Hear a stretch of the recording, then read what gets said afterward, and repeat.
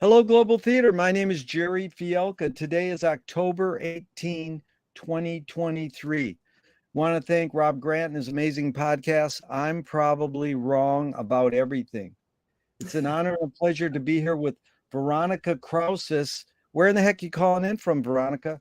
Hey, I'm over by Larchmont, just south of Hollywood. How cool is that? Before I ask you the first question, I want to thank you for having me as a guest lecturer at your class, at your course at USC on Frank Zappa. That was one of the highlights of my career, and I don't even have a career. But So much that was to have you. That was so many years ago. We'll have to do it again. oh God, I'm more than willing. So the first question is, what is the best thing for a human being? Wow. Uh, the first thing that comes to mind is good family and friends, because without them, a lot of things we do just aren't meaningful. I agree with you 100%. That's beautiful.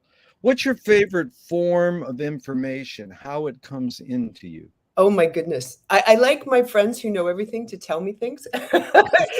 It's not laziness, it's called efficiency, I think.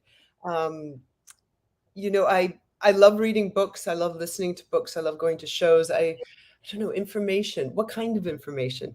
Is it? Yeah.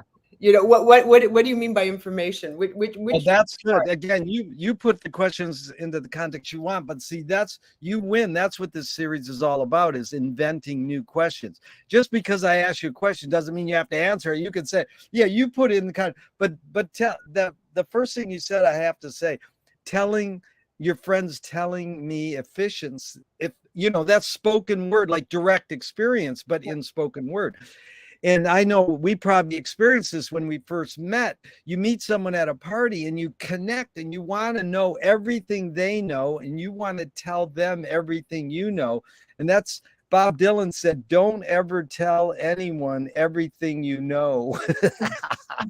And that's the opposite. I want you to tell me everything you know. And he learned that from the Bible. So, books, let's just go to books for a second.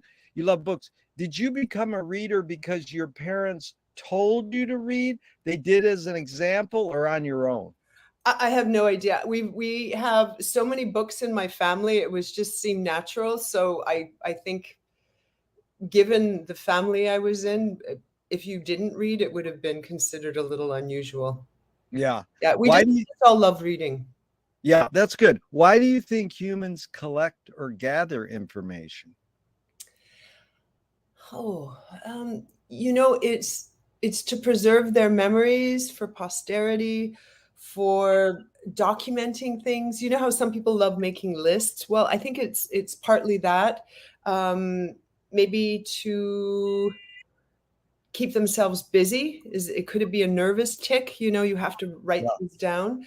I think it's a collection of all of those things. Yeah. People just love writing. I mean, that feeling you have when you have the perfect pen and the perfect paper, and the ink flows and the paper feels good. And it could be just simply a tactile thing too. Yeah. I take notes like 4 or 5 pages every podcast. And it's sort of for the viewer, it's like, why isn't he looking? I'm always looking down at my note taking and I'm not giving the camera eye contact. That was beautiful. You were going to get into the word archiving and you nailed it. Preserve memories, document, and it could be a nervous tick. Do you think this need or want to collect information is more innate or more invented? Ooh. I thought this was going to be about music. You're making me think. I think it's got to be an innate thing. I mean, Yeah. humans want to understand things. They want to problem solve. They want to better their world. They want to better their situation, and maybe it's all part of that collective of understanding what's happening. And sometimes it's a way of thinking through things by writing things down.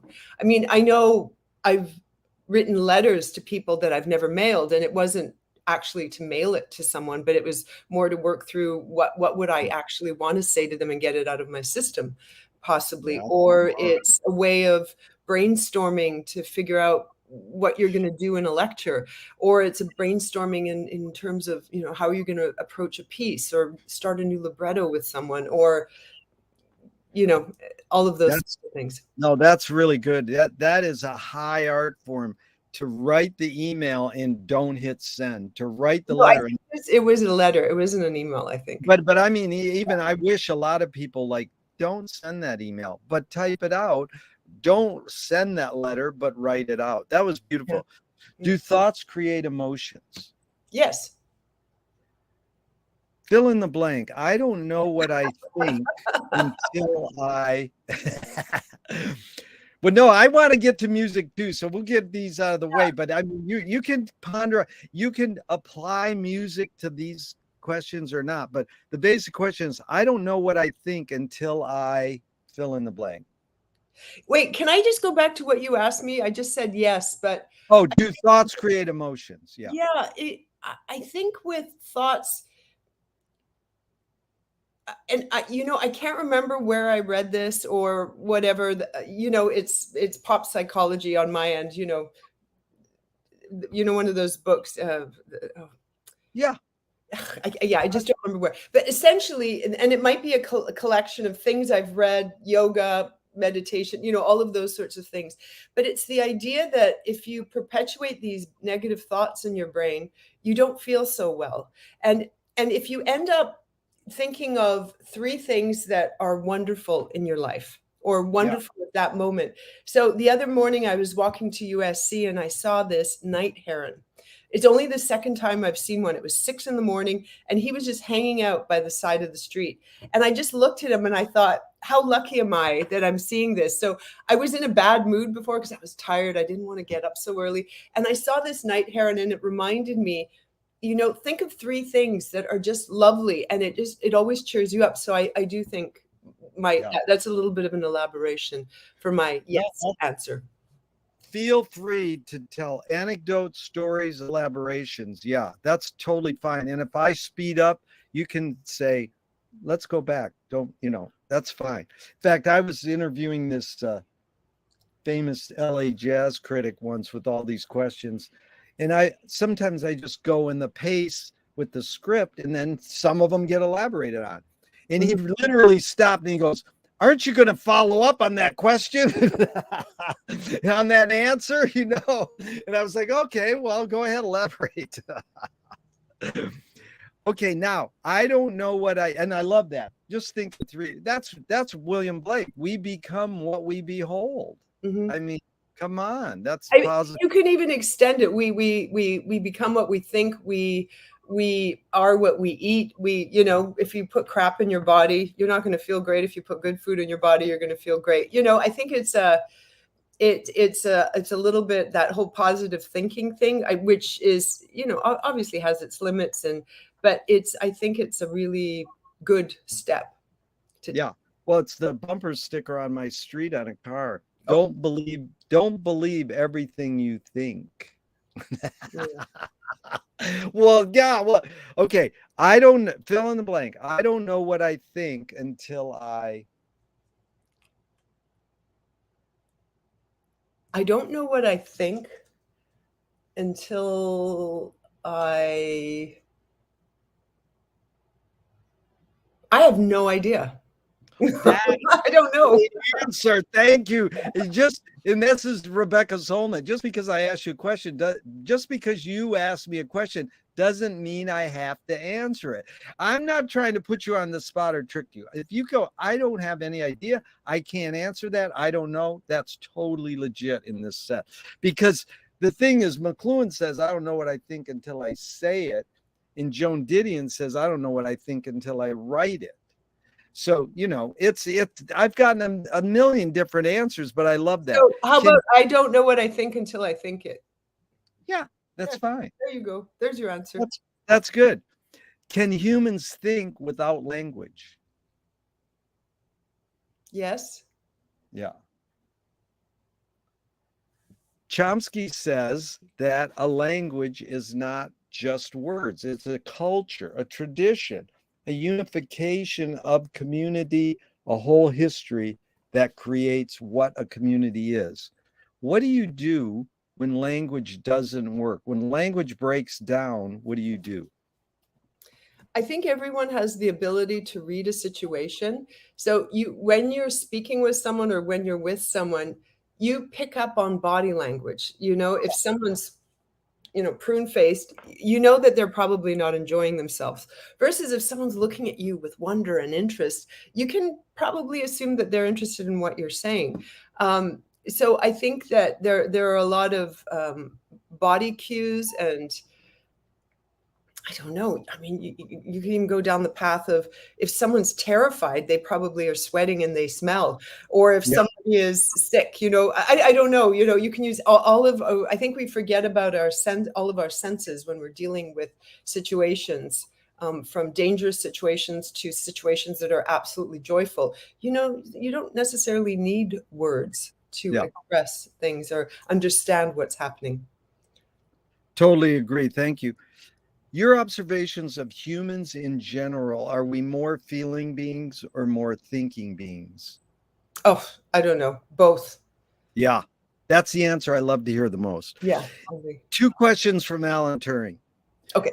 In the 50s, 1, is thinking a function of the soul?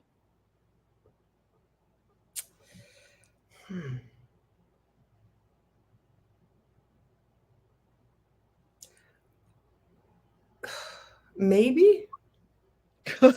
I like that. Veronika, I'm also after hunches and guesses. Just because people go, I'm not a neuroscientist. I said that just your hunch maybe is great. The second Turing question, can machines think?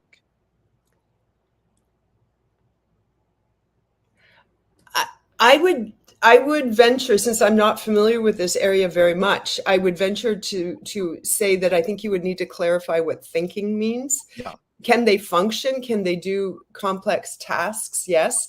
On their own, can they think as humans do, both rationally and irrationally? I don't know. I think it's a little terrifying to think that. Wasn't that what the whole strike was in Hollywood about? Yeah. Keeping rights for actors and writers and things without this sort of not getting paid because AI was taking over for them. So, yeah.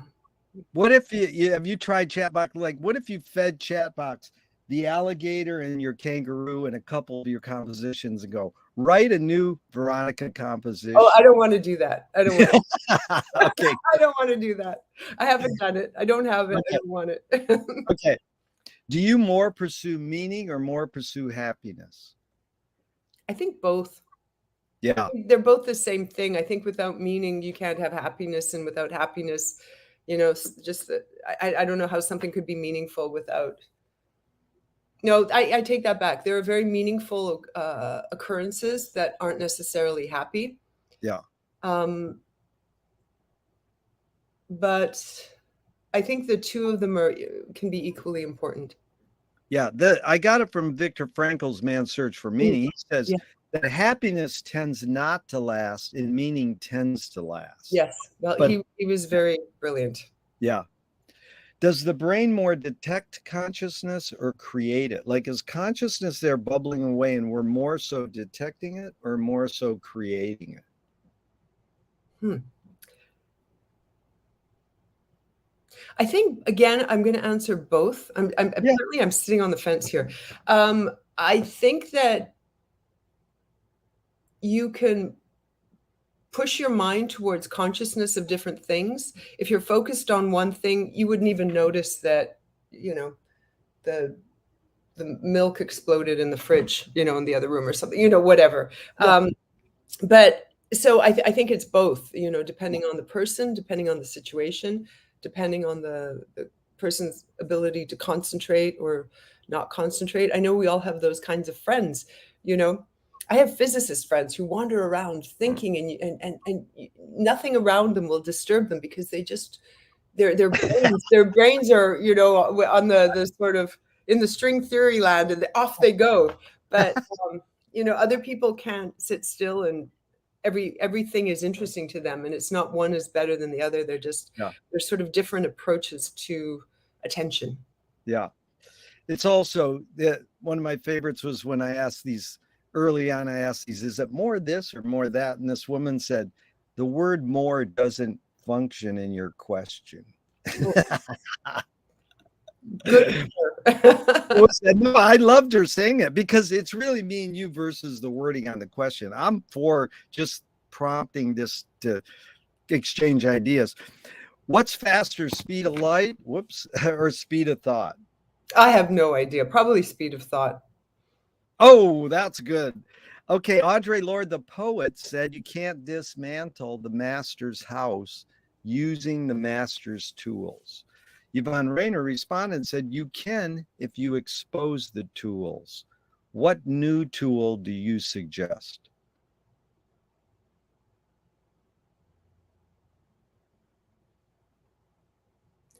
I exposing the tool, that isn't that sort of saying what the process was or what the structure is or what the procedure was. So I don't know why that would be dismantling something, but actually clarifying it or adding a deeper meaning.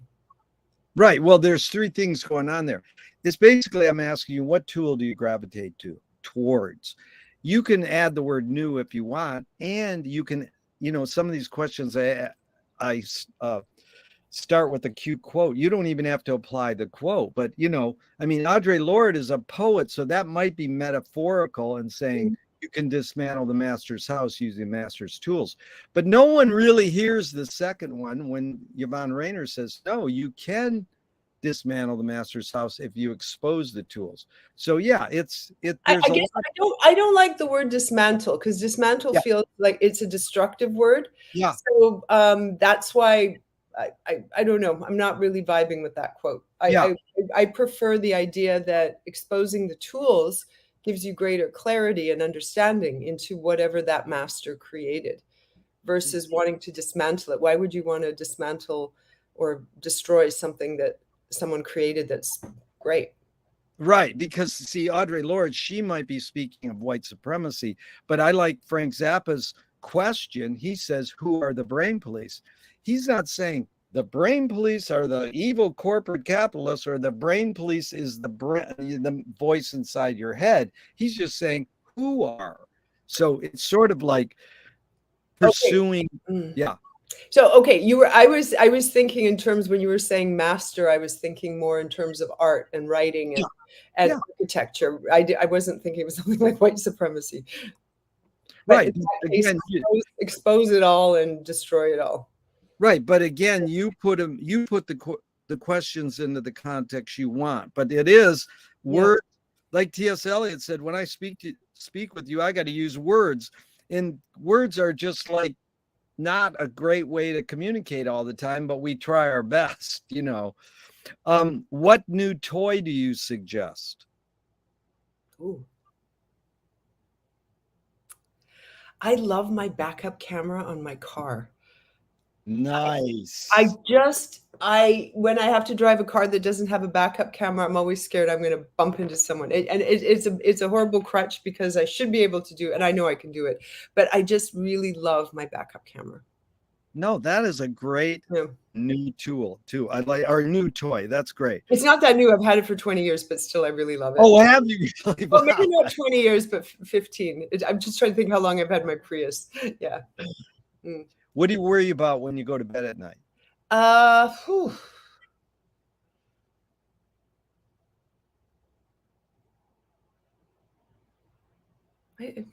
guess it depends. If I'm working on a piece, is the piece going well? If I have to get up in the morning to catch a flight or be early at school, to teach, I'm like, okay, I need to make sure I get enough sleep so I'm not, tired. I don't know. They're pretty mundane things. They're not that interesting. That's fine. McLuhan learned from Ezra Pound, the poet, that artists are the antenna of the race. They're broadcasting and detecting the hidden psychic effects of our inventions. So we might learn to cope with what we don't like about our inventions.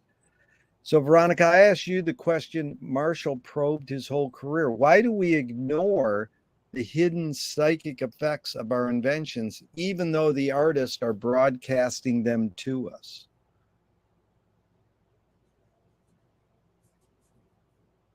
Free speech. Yeah. I guess we can always try to ignore something we don't like. I don't like horror movies, so I'm not going to go watch them. If I got stuck in an auditorium and had to watch horror movies, I would not be very happy. I'm not saying that horror movies aren't great. It's just I get too scared. I don't know. I guess politics goes in there too because it's so omnipresent in all news and online and around us that sometimes it gets a little overwhelming. That one more tragedy or one more crazy exclamation or the horrible wars that are going on right now. It's just so heartbreaking, and I guess it's almost a little silly for me to say it's so overwhelming for us, but those poor people who are involved in all these conflicts, and uh, you can't shut it off. It's impossible. Yeah, it's an information overload, definitely. So, do artists have moral obligation? I think we do. To create art that's specifically, addressing those things, I don't know if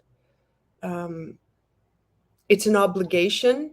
I mean, there are so many wonderful works that are about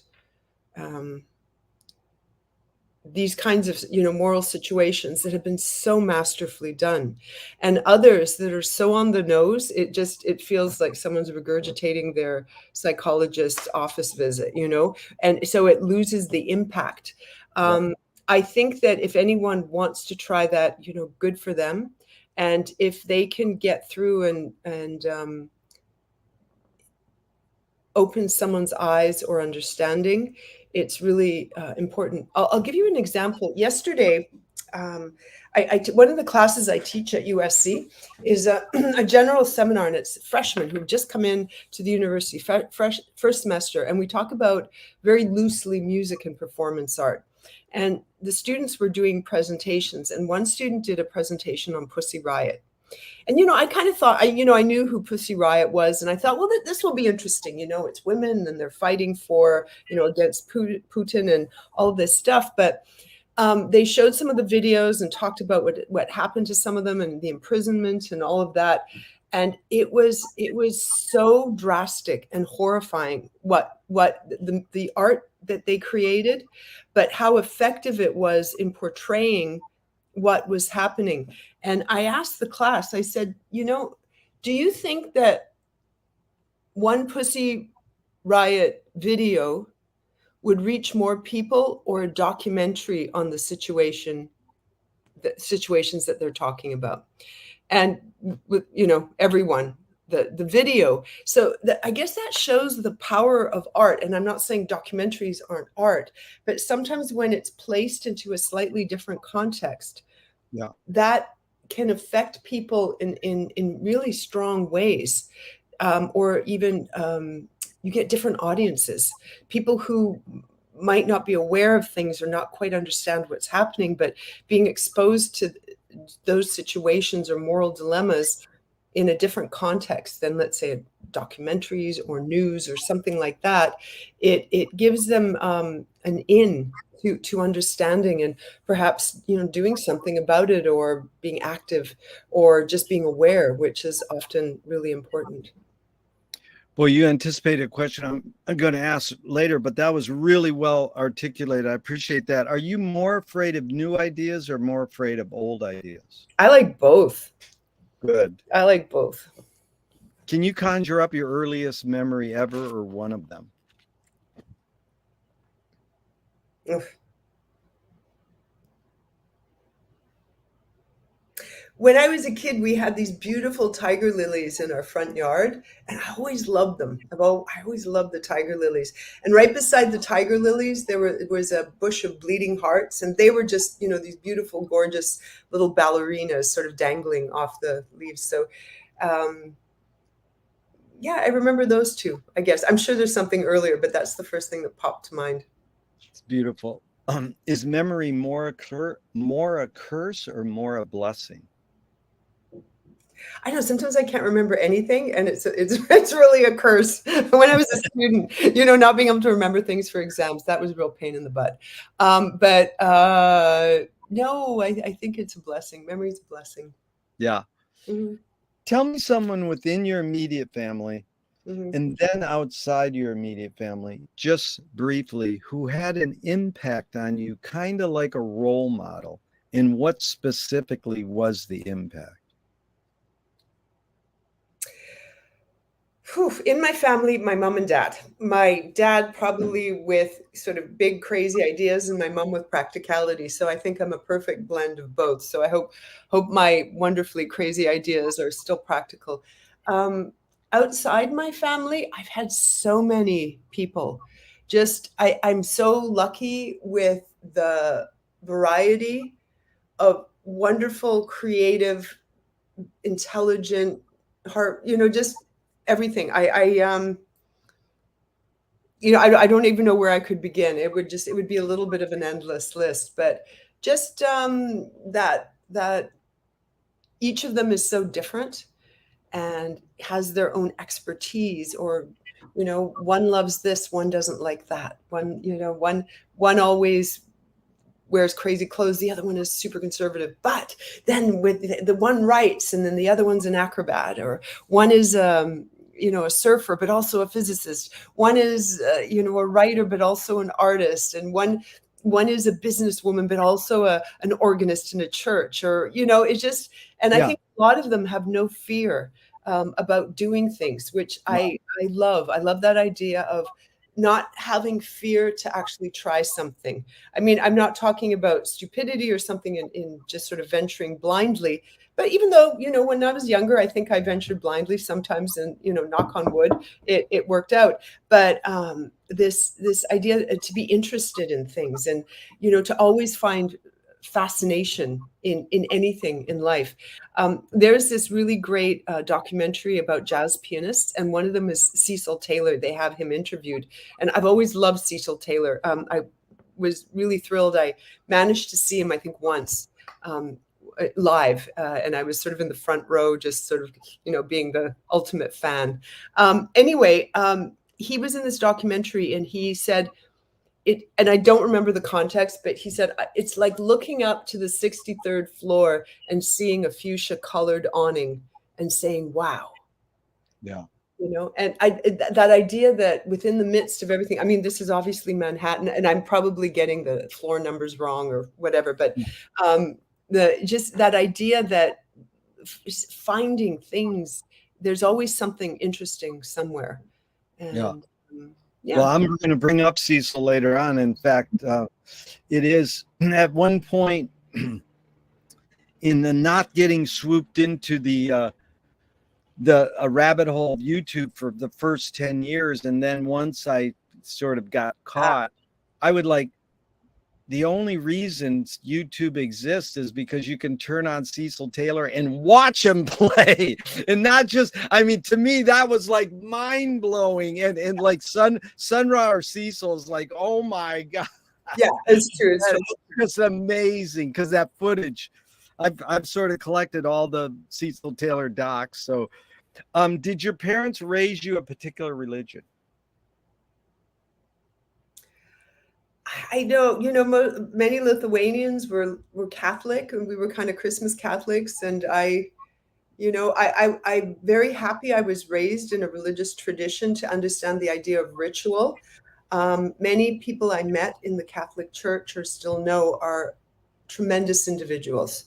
Yeah. And just have done so much for community and people, and the idea of giving and philanthropy.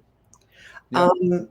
However, there are things about the religion I quite can't come to terms with. And then also you hear about all those horrible stories about the Catholic Church. And I think it's sad, because I know that exists, but that sort of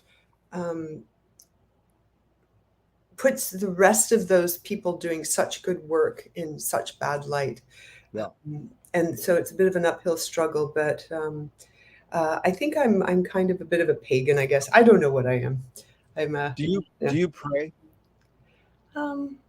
I guess I meditate, maybe pray. Yeah, sure. I mean, do I sit down and formulate prayers? No. Um, I think we all pray in one way or other.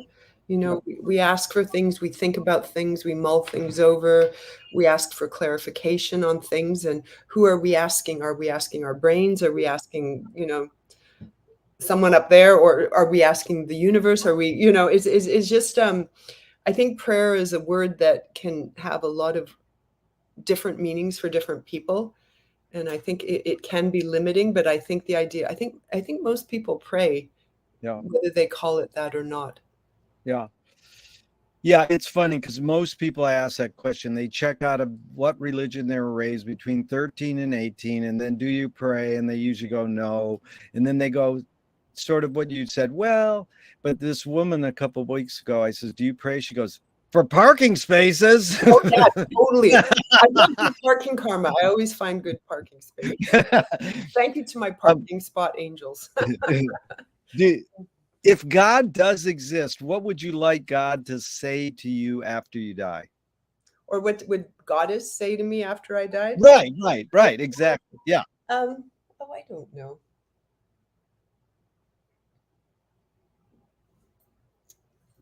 That's good. Do evil people exist, or does evil use people as a vehicle? Oh boy.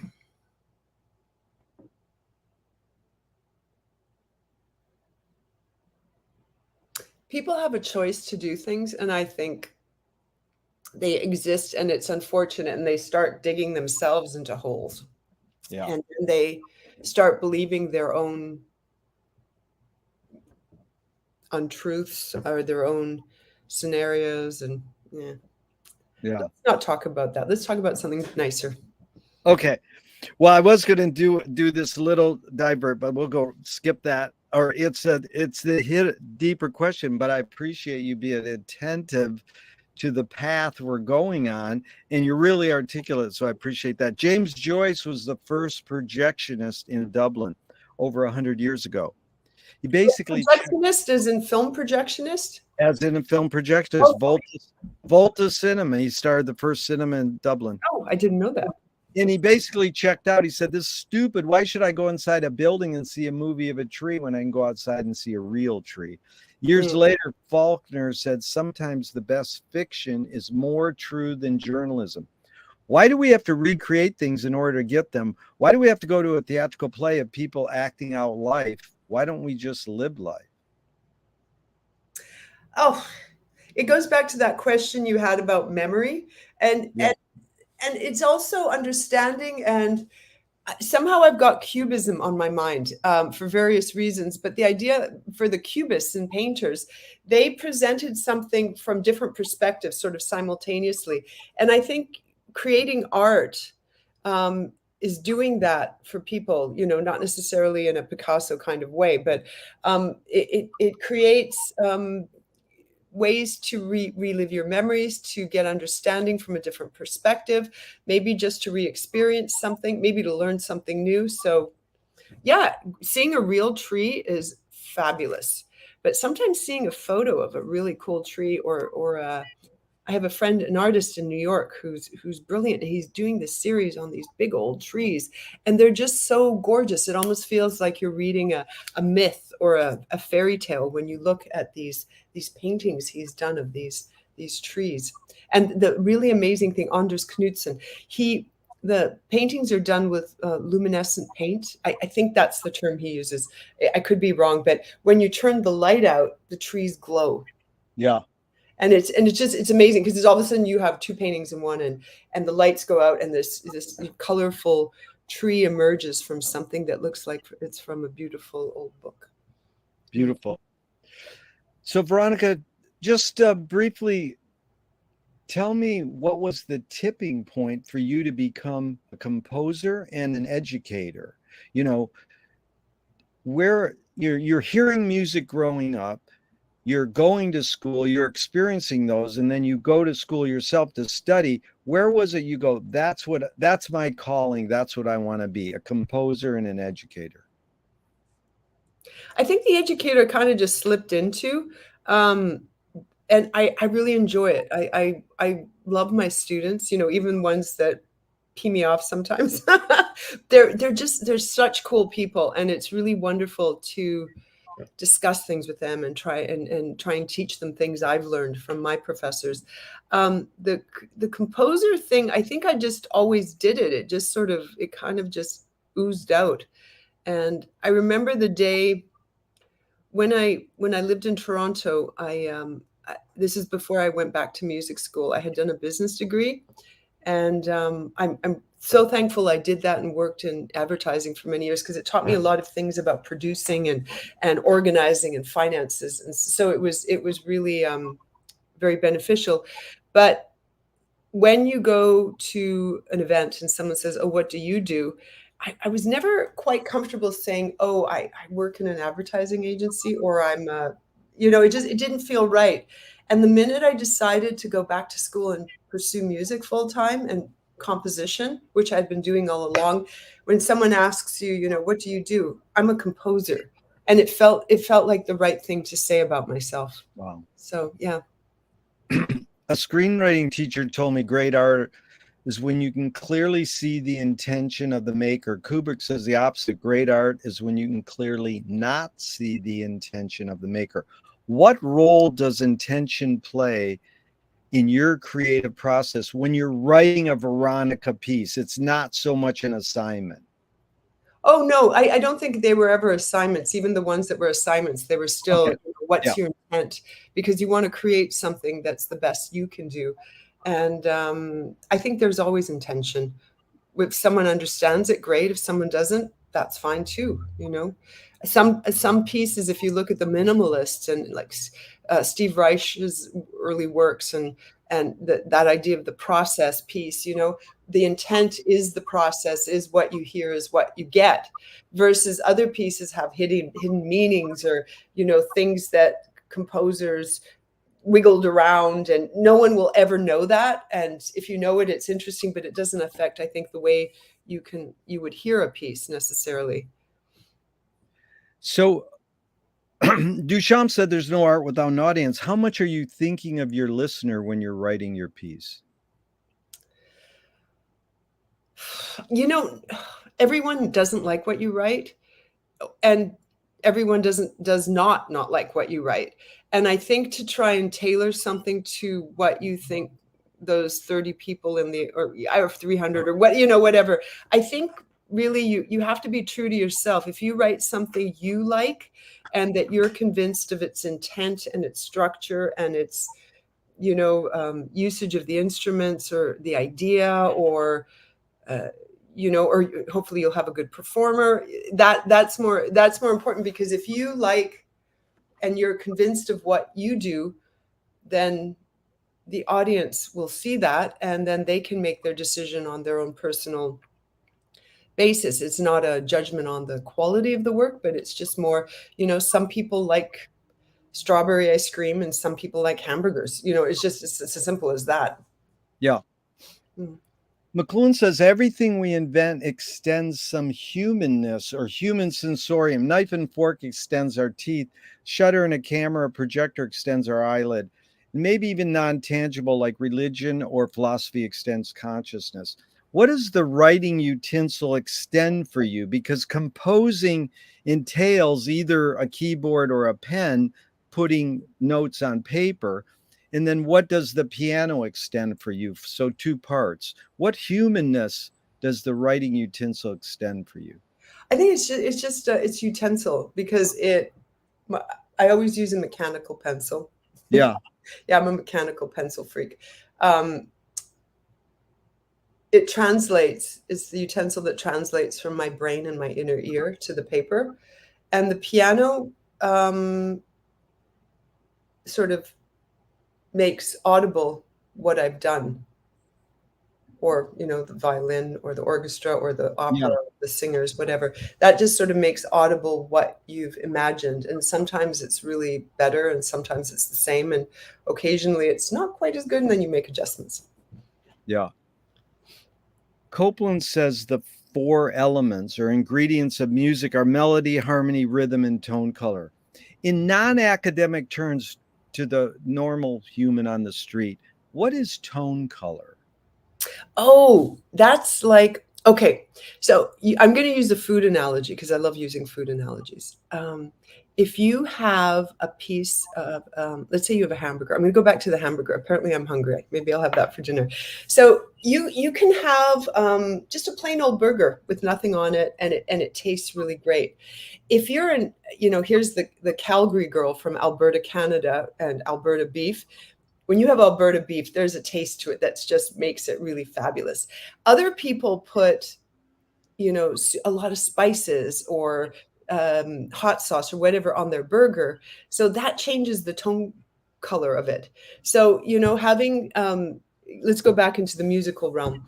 All the vegetarians are cursing me. Burgers, no. That's all right. But if you have a melody and you have it played by a violin, or you have it played by a flute, or you have a singer singing it, or it's done on a timpani, it's going to sound different. The difference, the melody is the same, but the quality, the tone color, the tone, the timbre of it will change. That's what that is. Yeah. In fact, that was the term that most people want to say. And I go, well, that's academic kind of timbre is a musical term. And so that was a really good you explained it so the normal person who doesn't know musical terms. But someone said timbre is the amount of overtones in a note. Is that correct? Well, the timbre, okay, now you're getting into a technical thing. So that's when you have a pitch played, you're getting a harmonic spectrum.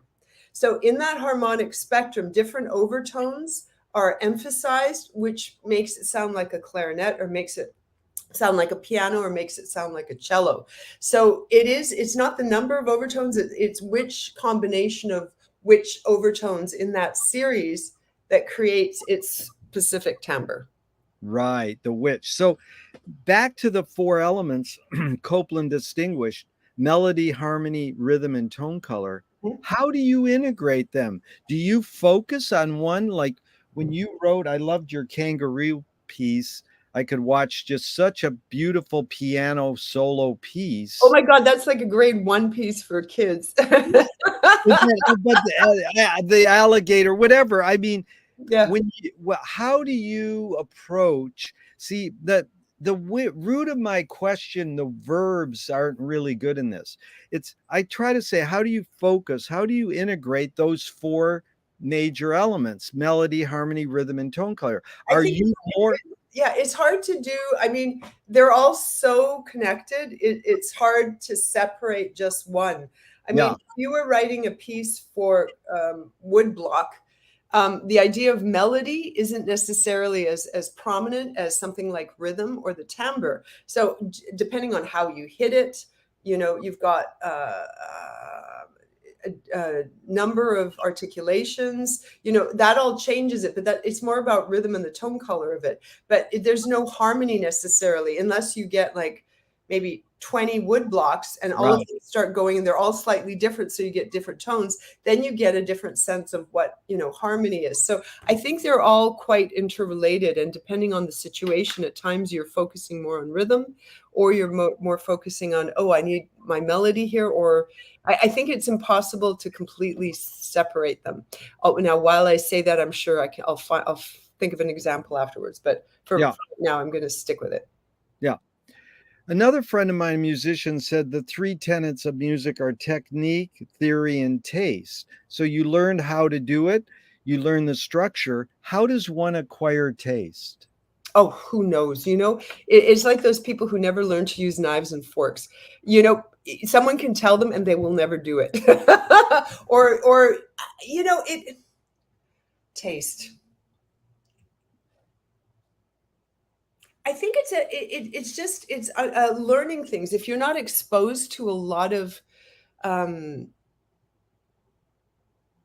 cultural, societal, political, educational ideas, I don't know how you would develop that, because as kids, they hate. I'm going to pick something like olives. Kids don't like olives, but as you get older, you acquire the taste for it because you can start distinguishing between something that's bitter, sour, a little bit better, And maybe it's also acclimatization. You get used to those kinds of tastes. And then all of a sudden, one day you wake up and go, wow, I really love green olives. How did I not like these before? Yeah. Yeah. Or, you know, I don't know. Well, it's like you brought up Cecil. So Yeah. Cecil Taylor. I was speaking with an accomplished movie music composer once and got into pianists and composers. And I said, what do you think of Charles Ives? I said, love him. I says, what do you think of Cecil Taylor? He goes, that's bullshit. I hate him. And so, he missed his love like we acquired for Cecil. Now, the normal person on the street probably, and there is a track I've heard Charles Ives on one of his CDs. He sounds like he's doing Cecil Taylor, Yeah. And so I says, that dude, there's a very fine line between the two of them at some point. But me and you have acquired a taste. Just knowing Cecil, a lot of people would go, what? Or it's like a guy went backstage at a Sun Ra concert and he said, my kid could play that. And Sun Ra said, but can he transcribe it?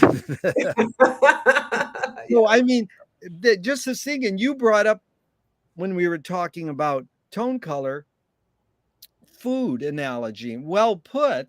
And then when you say taste, it is, oh, it's gut. So most people, I say, how do you acquire taste? They go learning, exposure.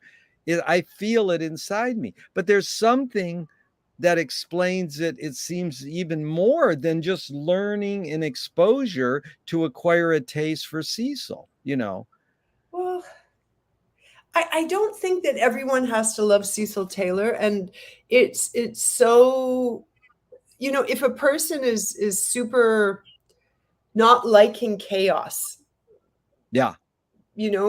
At a certain point, if something's too chaotic, I need something to grasp onto. Yeah. And Taylor has this way of giving you those points where you can not maybe sit and reflect or remember or enjoy something without being in the midst of the sort of the eye of the needle of what's that called, a hurricane, Yeah. constantly, because then you have no sense of what's up or down. I remember one of my piano teachers once, I played a piece for her. I was a young pianist, and it was a piece that was very, very, you could play really quickly and it felt really great playing it fast. And she looked at me and said, Veronika, you can play it that fast, but the problem is your audience can't understand it that fast. Wow. And that always stayed with me, because I realized that there are moments where you need that sort of chaotic, way too fast. I mean, it's like a roller coaster. Yeah. There are some people who love roller coasters and some who don't. And it's not a judgment thing. It's just a there it is, a personal taste thing, So maybe Cecil Taylor's like roller coaster, Yeah. Yeah. Really good, Veronika, because it leads perfectly back to McLuhan said, there's two thoughts here, basically.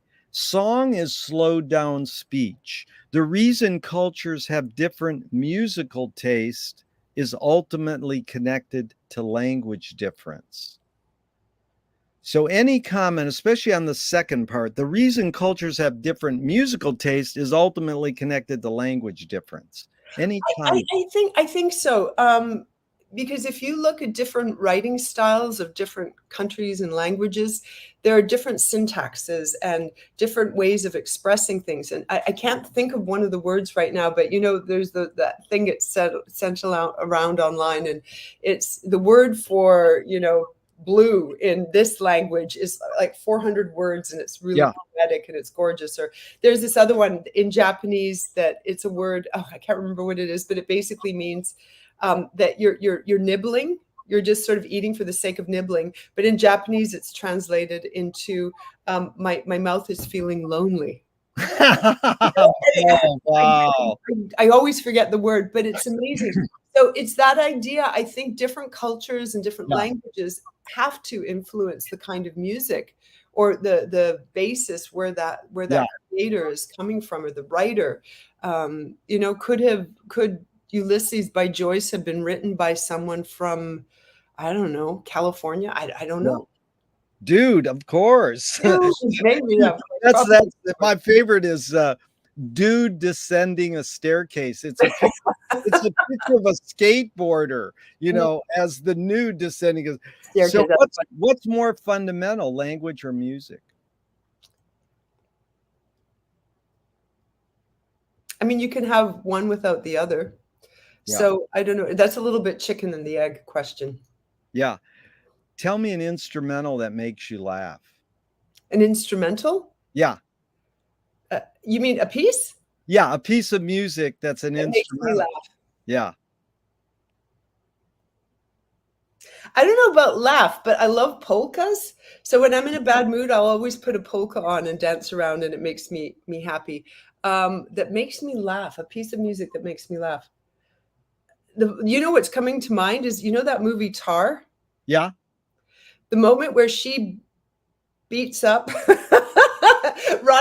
Mark Strong, the other conductor, because he stole her score. That made me laugh. That still makes me laugh.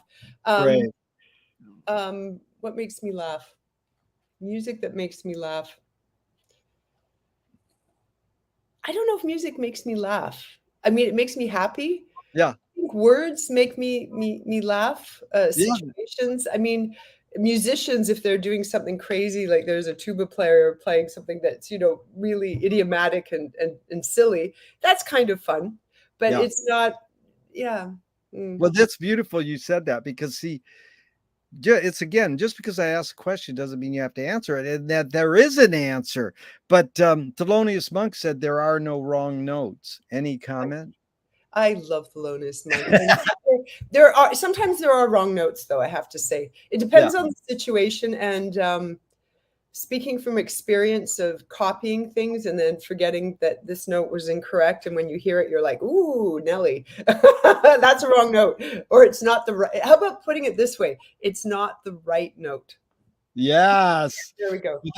That's Trimpkin, when he did the Conlon, and he called. I was on this Skype call with Conlon once, and they asked him, is this note this or that, because the piece of tape wasn't quite right on the piano roll, and he goes, don't bug me about details like that. It was so classic because he didn't want to answer it. But I have an anecdote about Conlon Nancarrow. Please. James Tenney, the composer, was really good friends with him, and his widow, Lauren Pratt, who's a lovely, amazing arts administrator, artist, producer, everything like that.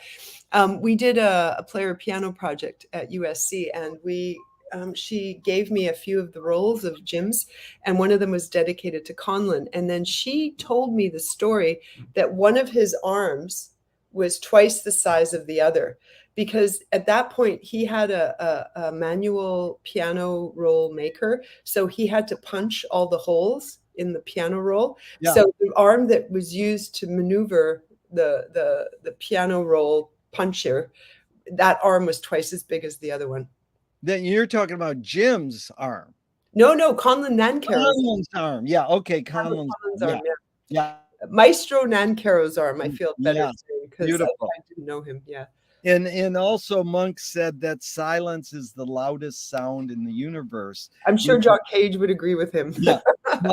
Miles talks about the space between notes. In fact, George Clinton says funk is the absence of. How do you navigate silence? When do you know not to play? When do you know?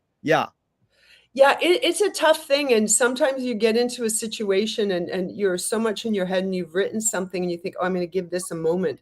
And then you actually get into the acoustic setting and you realize I didn't give them enough time, because we forget about sound waves. Idea is like, okay, here's this, and this, and I can write it on a page. But in reality, this takes that long to do because it's got its afterlife or its reverberation and all of that sort of stuff. So it's a tricky one. And I think that the use of silence properly in music, as in any art form, plays, film, some of the most amazing, I'm not finishing any of my sentences, sorry. One of the things in film that's really amazing is when there's a really tragic event and you you would just expect to hear the scream of a person in that situation. Yeah. And when the filmmaker makes it completely silent, but you see them screaming, I don't know. The first time I saw that, I was really struck, and I thought, woof, because it's exactly sort of the opposite, where that sort of very ingenious use of silence. Yeah. Beautiful, Veronica. And don't worry, I told my friend once, I says, Americans speak in half sentences. And he goes, deal with it. I'm not American. I'm not American. I know. But I'm just saying, you know how people casually, I go, well, finish a sentence. He goes, deal with it. And I go, that's a good response. Yeah. Okay, this is LA Free Press in '69. Frank Zappa was asked about Pauline Oliveros' work with sound above the audible and below, creating a mass. And Frank said, not that it created a mass, it created something audible. It produced a sum indifference tone, which happened to be located within the audible frequency range. By combining something so high you couldn't hear it and something so low you couldn't hear it, it yields something in the middle that you could hear. Whether or not you like what was you heard in the middle is another question. The concept is brilliant. Can you flush out what is Frank explaining of Pauline's? Is it some indifference tone or something else? Well, I'm not sure on the technical terminology with difference tones and all of those sorts of things. But from what you're discussing, that idea of the really low tone that you can't hear, it combines the sound waves in some way combined. And again, this is not my area of expertise, but they combine so you get that difference tone. So in this particular case, from his explanation, I'm guessing that it means it's, I don't know if it's an average or a median between those, which is why you can actually hear it. So it's the interference of the two sound waves that are creating the thing that you can hear. Yeah, that's good. Yeah. And, Pauline Oliveros was an, just amazing with what she did. And in terms of environmental listening and, very much in line with John Cage. And, different, but in that sort of vein. And, I think we forget about music being a sound wave. When you go to a rock concert and the bass is so loud, you're just like boom, boom, boom. Yeah. And if it's too much, it's too much. But there's that feeling, and you remember, it's actually hitting our bodies. Like music can affect us, and that takes you down that whole rabbit hole of music for healing purposes. And Mozart makes you smarter. I don't know if it's Mozart or if it's just any music can make you smarter, but I know healing's I know music's a healing force. I agree with you. But I did meet Pauline in a parking garage in Santa Monica playing her accordion for some event. I talked to her about this. She was a little grumpy about the Zappa thing, but I wish I could have really fleshed it out more. But this is Ruth Draper saying the key is to bring the audience up onto the stage and into the scene with you. It is they who must give you even more than you give them in the way of imagination and creative power. Now, this, it's something that she's aspiring to. How do you do that? I don't know who's Ruth Draper. Ruth Draper's sort of the godmother of performance art, of one woman performances, but she, it's sort of like what you do. You have performed your music, but it's sort of like what you do as a docent. I mean, it's not called a docent, but you sort of give pre-concert talks. Yeah, I do pre-concert talks at the LA Phil and a few other places, and I have in the past performed my music. Often I'm, in the audience with everyone listening going, oh my God, no, don't play that, no, wrong. But sorry, I'm just trying to cross my leg.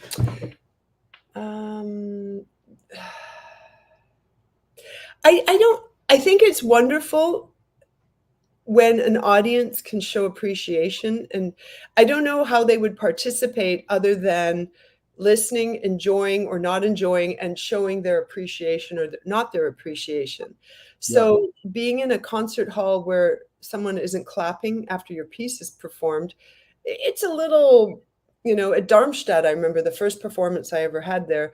Um, I got a very lovely performance, and the audience was very appreciative. And there was a guy sitting beside me who just didn't clap. He just sat there. So, it's a pretty brutal place, Darmstadt. People don't like your stuff in Europe. They boo. There's no polite, second ovation or anything.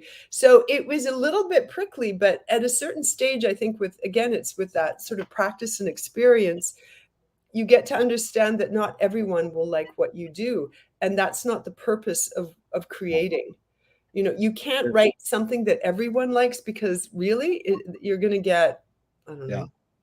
I was going to name someone who's very famous right now whose stuff I don't like, but I thought it's no. No, I know what you mean. But Yeah. this is Leonard Cohen saying the only way you can sell a concert is if you put yourself at risk. And Oh, if you yeah. don't do that, people know. Yeah. So what role did risk play in your creative process? Every day you write something, and I have this quote on my wall in my studio, and it's by Andy Warhol, and it says, "Don't think about making art, just get it done. Let everyone else decide if it's good or bad, whether they love it or hate it. While they're deciding, make even more art." Yeah. I've used that quote for years, but I reduced it to, don't worry about what people think you are, just keep making it. So Yeah, that's beautiful.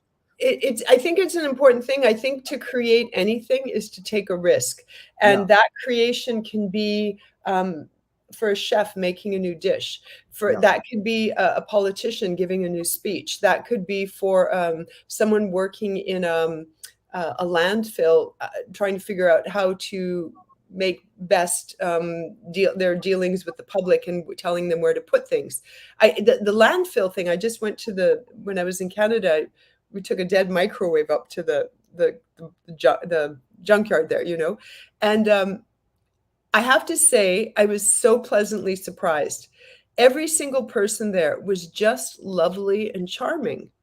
And you kind of chat with them and you make a few jokes and they make a few jokes back, and you think, what lovely people. And what is it that they do there, that they direct things, and they're taking risks too, dealing with people. When you talk with anyone, you're taking a risk, because you have no idea what someone's going to say, if they're going to respond. Maybe someone's having a bad day and you smile at someone and they stick their tongue out at you, and you're like, I don't know why that happened, and literally you don't realize that their dogs just died, or something. So I think life and interactions with people, any kind of thing you're creating or organizing, it always has an element of risk taking. And if it doesn't, boring life. But what does courage mean to you now? To be able to look at that night heron on the street at 6 a.m. and put that into one of my 3 lovely things I think about, to give me sort of a better outlook, not to sort of put me in the doldrums. Beautiful. So here's one more in this regard. Viola Spolin, she was the social worker in Chicago who did role playing and basically invented comedy improv. So she spawned Second City and the Groundlings. As a social worker, she says, if the audience cannot see your struggle to achieve something, they cannot root for you to achieve it. I don't necessarily think that, because if you look at someone who's a concert pianist, for instance, and you just see them wail away and play this piece that's just, I'm thinking of people like, Jean-Yves Thibaudet. He's a French pianist. I don't know him. I've interviewed him a few times, and I'm a huge fan.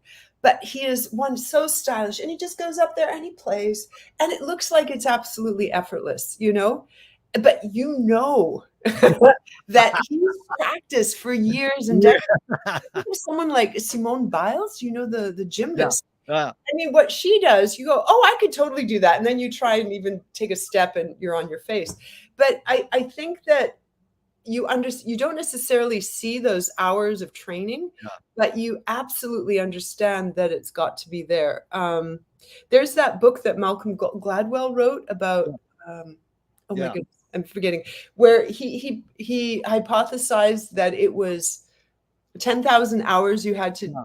do something to accomplish, to be able to be an expert at it or something. I can't remember if I'm getting the time right or the duration correct, but you know, you think that someone just sort of crawled out of nowhere and wow, look at that, they're great. Well, yeah, because they've been practicing nonstop for 15 years. And Well, um, that's what I like is our mm, interest in somebody like Cecil is like, I think great art is it messes you up and it inspires you to go, I could do that.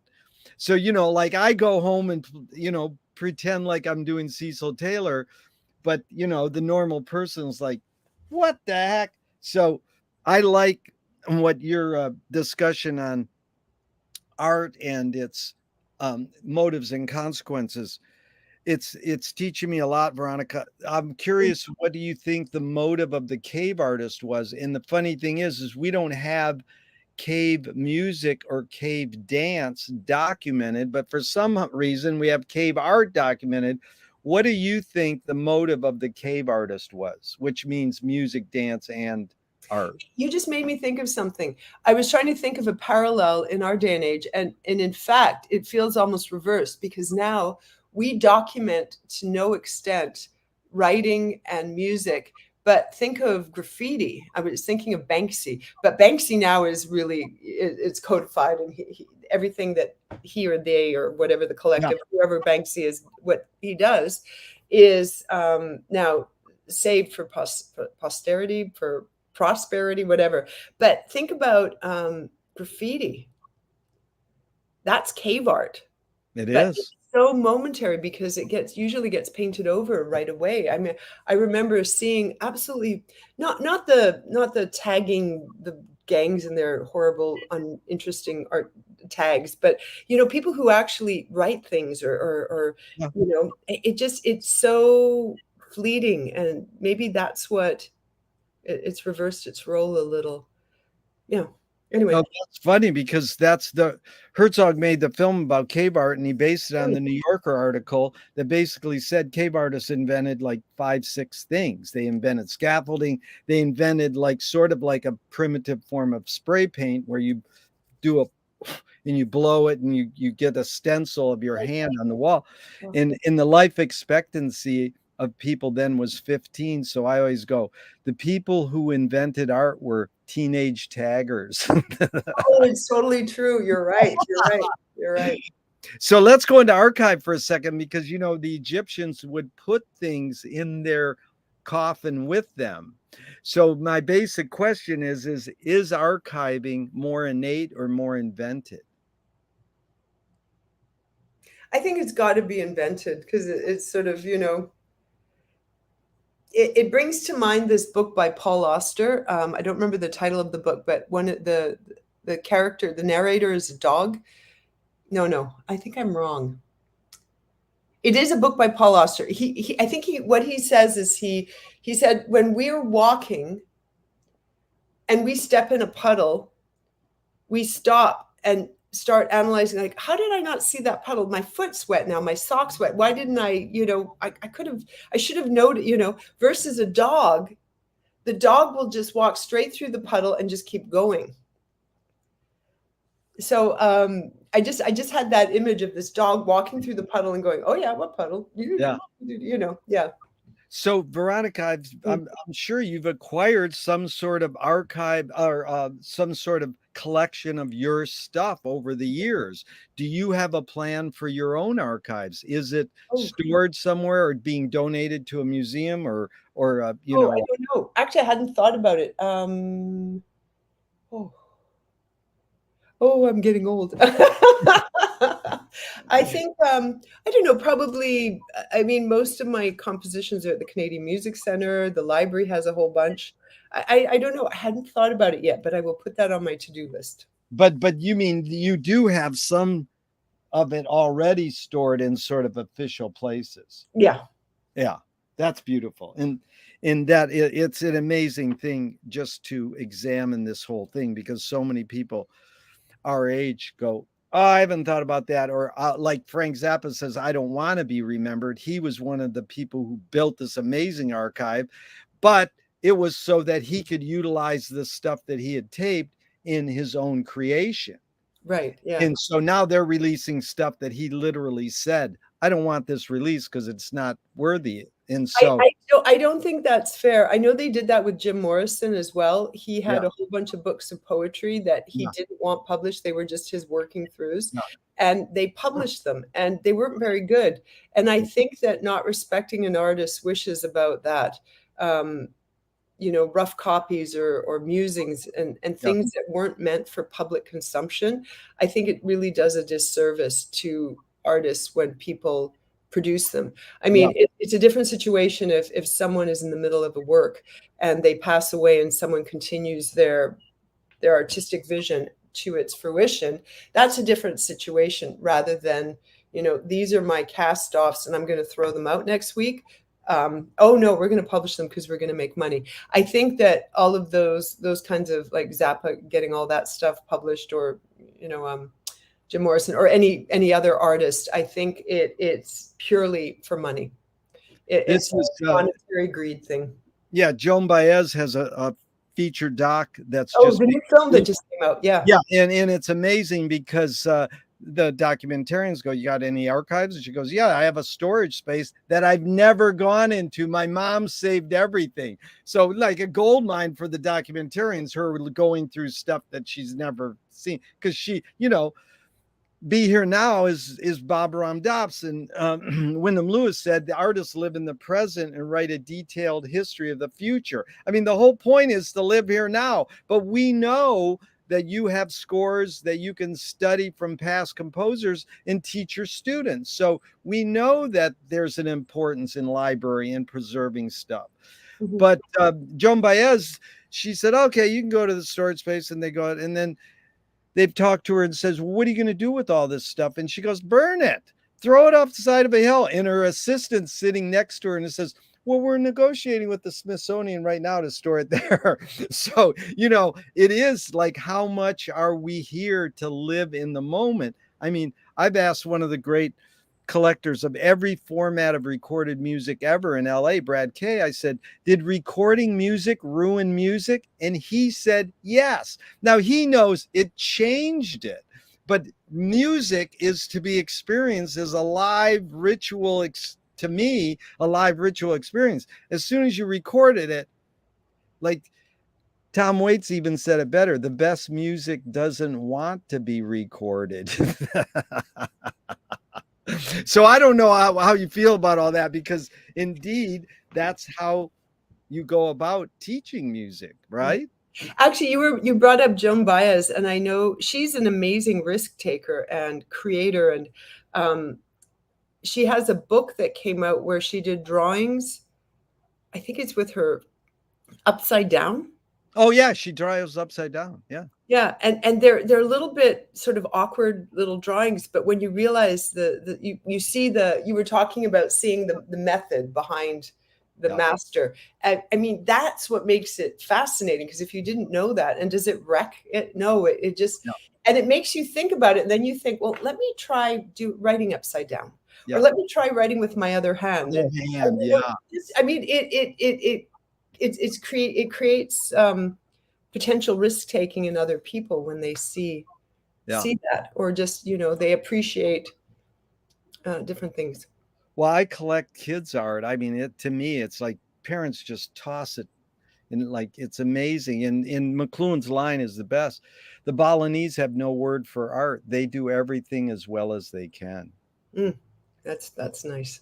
So he also said in 57, in regards to, there's no basic difference between education and entertainment.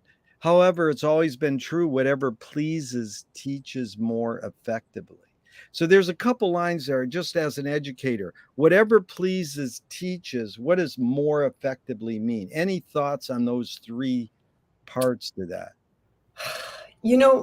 It's always surprising what people are affected by, or what they remember, or what really spoke to them about music or anything. And I think that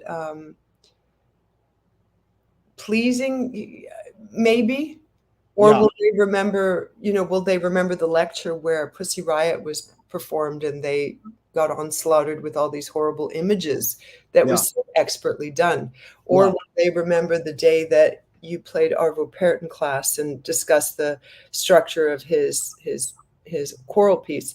I think it depends on the person. Again, it's one of personal tastes. It's a little Yeah. bit subjective. Do you like hamburgers or do you like strawberry ice cream? Yeah. I hate strawberry ice cream, but I really like hamburgers. What's more important, conviction or compromise? Oh, I think both, because sometimes it depends on the situation. If you're working with an opera or with a collective group or whatever, sometimes you have to compromise. But without the conviction behind it, just blind compromise is not. It's not. I don't think it's effective, because then it's not your artistic vision. And if you're just doing something that is total compromise without any conviction on your part, it's not your creation. You're basically just a sort of a helper in someone else's vision, which is fine, because we all have those roles. We have different roles in life. Sometimes we're the editors, sometimes we're the creators, and sometimes we're the appreciators of the art form, or whatever that creation is. You've accomplished a lot. How do you rate these three elements, luck, skill, and ambition? What played the biggest role, second and third? I think skill and ambition. Luck, yeah, I think that plays a part too, but I think without the other two, luck is sort of momentary. It doesn't, luck Yeah, is, oh great, I found a parking spot. yeah, Luck is not, oh, I got that commission. yeah. It's not that. I think it's skill and ambition. Ambition has a sort of a bad ring to it, but maybe that's where you might want to use a word like conviction and work ethic or Yeah. something.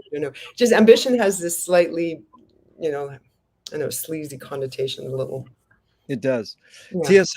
T.S. Eliot said poetry is outing your inner dialogue. What language is your inner dialogue in? In fact, you referenced inner ear earlier. What language is your inner dialogue in? I don't know. My family's Lithuanian. I grew up speaking Lithuanian and English. So sometimes it's English, mostly it's English. Sometimes it's Lithuanian. Sometimes, French words will sneak in. Sometimes other words will sneak in. But even more metaphorically, what form is your inner consciousness in? Oh, you're speaking metaphorically. My inner consciousness. Dr. Seuss. I don't know. Oh, that is what the 500 fingers of Dr. Seuss, or what's the 500 fingers? What amazing music film. So, two of my film heroes say, ignore yourself. There's no self expression. In fact, here's where I quote Cecil Taylor. He says, I'm just a vehicle and this stuff just comes through me. Is art making, music composing more self expression, or more you're a vehicle for whatever technologies, culture, and environments are dominant? What was the first choice? Self-expression or Yeah, it's definitely self-expression, but it's definitely affected by, environmental, social, political, yeah. technological. Definitely, yeah. Can art making be egoless? I don't think so. I don't think, having a horrible ego and to the disservice of others is not a good ego. But I think without an ego, you don't have trust in yourself or abilities or want to take risks. Because I would someone who has no ego be able to take risks? I don't know. Good question. As John Cage would say, I wouldn't want to ruin it with an answer. Is perception reality? Not necessarily. Yeah. No. Lewis Carroll says, I believe as many as 6 impossible things before breakfast. Have you believed in any impossible things lately? Oh,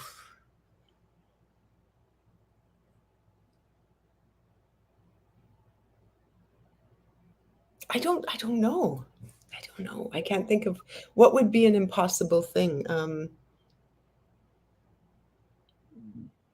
Is that, fantasies? Probably impossible things. I don't know. I don't That's have an answer for you. that's all right. Tell me one major element of your composing music that's changed and one major element that stayed the same in the years you've been doing it. It's interesting when I hear an old piece of mine, I'll hear a little snippet of a melody or something, and I'll go, "Oh my goodness, that sounds exactly like what I just wrote." So it's there are certain shticks we have that I Yeah, think stay with us. And I think as I've gotten older and more experienced, the awareness of what you're building or constructing is a nice. little more planned. So as a young composer, you sort of sit down and you sort of just Yeah, sort of free form it. That's not the word I'm looking for, but you just go, you write, and you maybe go back and change a note or two.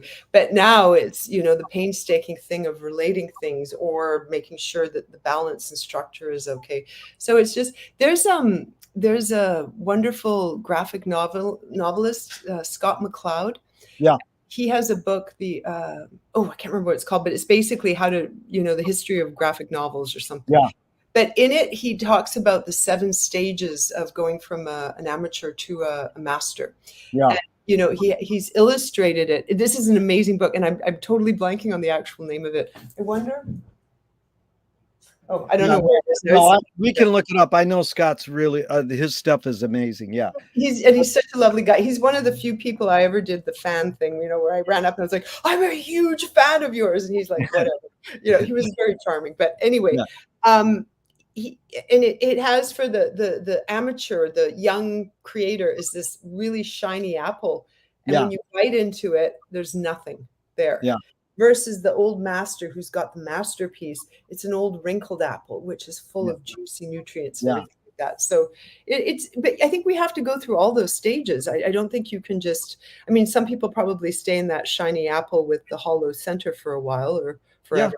But most people have that. It's a trajectory and it takes different times. And yeah. Yeah.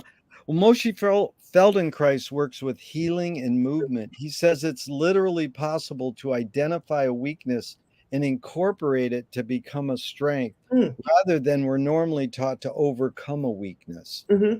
Tell me a weakness you turned into a strength. Well, when I was a young composer, 40 years ago, um, the the sort of idea that, oh, if you write vocal music or choral music as a woman, you're going to get pigeonholed. And I thought, I don't want to do that. So I avoided writing vocal music. And what I've found over the years is I'm actually really good at writing vocal music. And for me, it's something that is very dear to me. And now I've written 3 operas and all sorts of song cycles and things. And I think that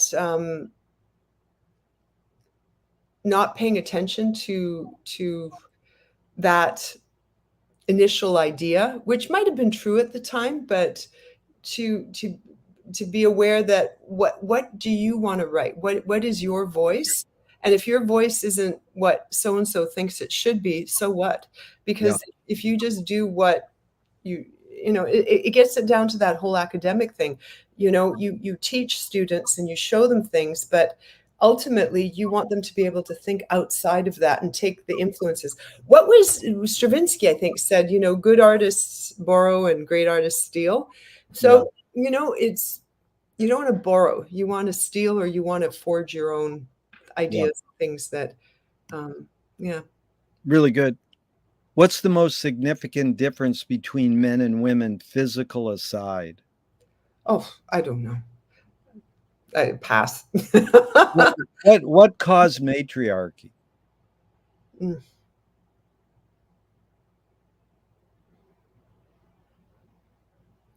Well, women bear children. Yeah. You know, I whether, you know, in the case of a physical children, but everyone can bear sort of figurative children. Yeah. So in some ways, as a creator, you're creating new life. But Yeah. matriarchy itself is, you know, women are amazing. Yeah. And it's not to say men aren't amazing either, but, you know, yeah, I don't know. I have nothing else to elaborate Yeah, on that. that was fine. Thank you. There's a line that goes, "You create what you resist." Bob Goldthwait morphed it into, "You are what you hate." In fact, James Joyce said, "It's a curious thing how your mind is super saturated with the religion in which you say you disbelieve." And Louis Buñuel nailed it. He said, "Thank God I'm an atheist." Any thoughts on this line? You create what you resist. I'm not saying you, Veronika, but one creates what one resists. Any thoughts on that line? I don't necessarily agree with it. Yeah. I'm sure it sort of smacks a little bit of some kind of therapeutic venture.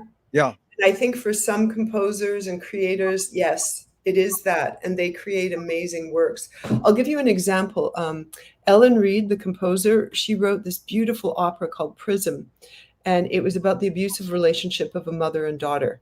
And when I read the description, I thought, I have no interest in seeing this, but I went to see it because she's my friend. And I walked out of there thinking, this is an amazing work. I think she won the Pulitzer for it. And it was done in such a magical, poetic way that wasn't sort of just regurgitating someone's visit to the psychologist or something, Yeah. but it went so much deeper. And I was always so impressed with the ability of composers who are able to take those kinds of situations, whether it's personal or political Yeah. or philosophical even, and present those ideas. And I would love to do something like that one day. I don't know if I have the ability to be able to translate something like that. I mean, I'm thinking about a piece, the opera I just did a couple of years ago about an old woman who didn't want to let go of life, and that idea. So I guess on a deeper level, that's about the psychological idea of death, letting Yeah. go of one's possessions, one's identity. But it's not so much on the nose that it sort of feels like it's lecturing to someone. So I think, yeah. So anyway, those artists who create things like that are, I just think, I'm so impressed and in awe of. Well, you have ESP because the next question is, can you forget to die? Can I forget to die? No, I'm going to die. It'll be fine. Okay. I know where I'm going to be buried. How do you find peace of mind?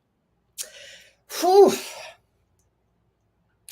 Sleep is a good one unless you have really bad nightmares sometimes, like stress dreams. I nature, yoga, Yeah. um, dare I say a hamburger? No. I don't Don't know why. worry. I love that. Don't worry. The topic of food, I must be hungry. It's Yeah, or you know, it's an effort. You know, when we talked about that idea of saying three positive things about what's going on, that helps give you peace of mind. I don't know. Baths with lavender oil give you peace of mind. I think you have to work at it. Otherwise you can sort of get submerged in the quagmire. Let's use a nice word with a Q in it. yeah. No, it's great. These are 5 quick Alan Watts questions just off the top of your head in a couple words. 1, who started it all?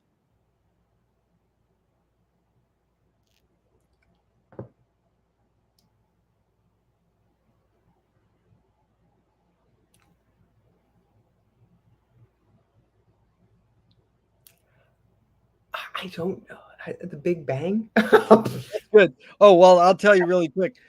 At the end of Frank Zappa's life and the end of Captain Beefheart's life, they were talking on the phone and they had just watched a PBS documentary on the Big Bang. And Frank asked Don, what was before the Big Bang? And Don went, the big. Or the little bang. Yeah. Anyway. Here's the second Alan Watts. Are we going to make it? Of course. 3, where do we put it? Anywhere we want. 4, who's cleaning it up? It'll clean itself. 5, is it serious? No, not necessarily. Beautiful. I asked for 90 minutes. It's almost time's up. Can you go a little longer, 5 or 10 minutes, or gotta just go? a few minutes. I've got to take off, unfortunately. Okay. If you were walking down the street today and you met yourself as a 12-year-old, what would you say to your 12-year-old self? Keep going. I like that. Tell me something good you never had and you never want. Something good I've never had and I've never wanted. I don't know, a BMW. I don't know. What's a question that remains unresolved for you? Why? How has composing music shaped your behavior? It's probably made me a pain in the ass to live with. Gee.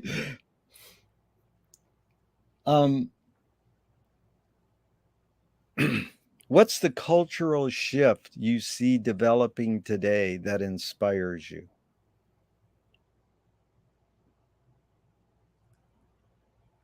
There's always something that inspires people, and the languages may change, and I'm not talking about English, French, whatever.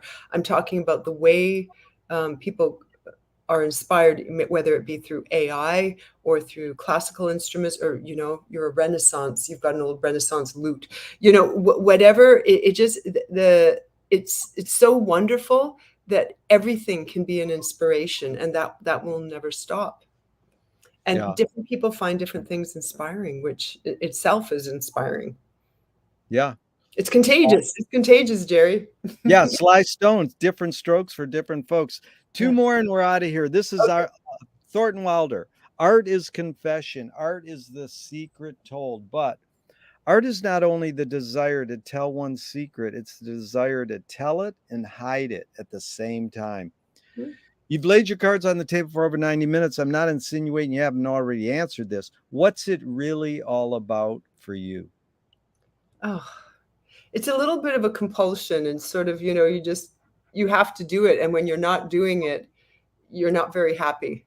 It's like, if I'm not composing or creating, I guess, what would it be? It would be like constipation. It's not nice.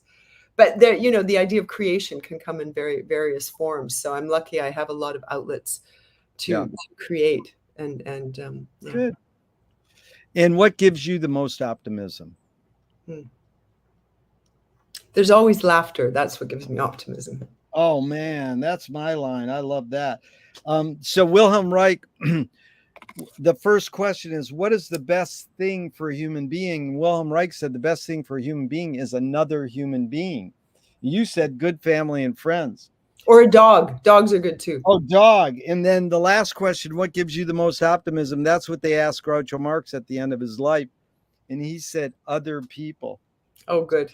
Sure been fun spending this time with another person, especially because it was you, Veronika. Thank you so much. Thanks, Jerry. That was really wonderful. Mwah. Really fun. Although I'm going to hit the end broadcast button, I hope this never ends and we can keep talking forever and ever.